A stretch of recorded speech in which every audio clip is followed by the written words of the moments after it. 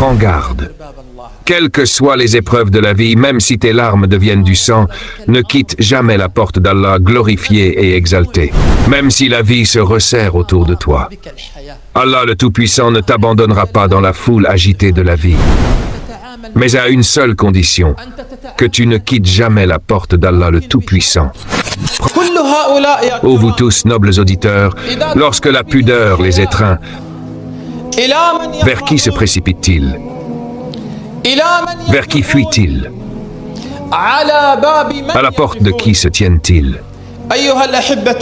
Ô chers bien-aimés, c'est vers Allah, exalté soit-il dans sa transcendance.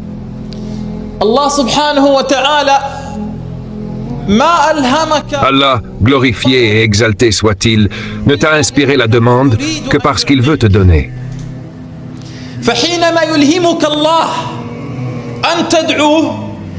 Ainsi, lorsque Allah t'inspire d'implorer, il ne t'a inspiré la prière que parce qu'il veut t'exaucer.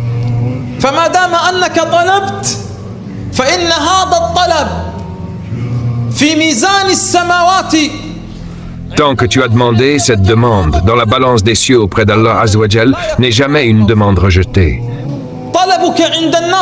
Ta demande auprès des gens est rejetée. Ta demande auprès des riches est rejetée. Ta demande auprès des gouvernants et des rois est rejetée. Mais la demande adressée à Allah ne se refuse jamais. Dès que tu dis « Ô Seigneur », il répond « Me voici, ô mon serviteur ». En vérité, Allah Azzawajal éprouve de la pudeur lorsque le serviteur lève les mains vers le ciel.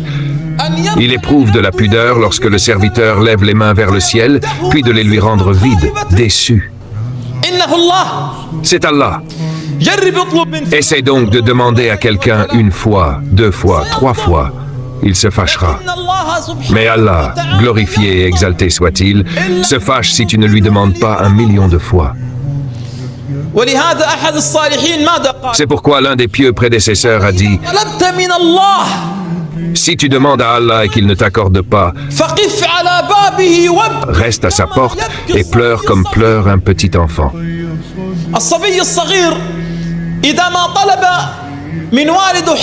Le petit enfant, lorsqu'il demande quelque chose à son père et que son père refuse de la lui donner, se calme-t-il? Non, jamais il ne se calme.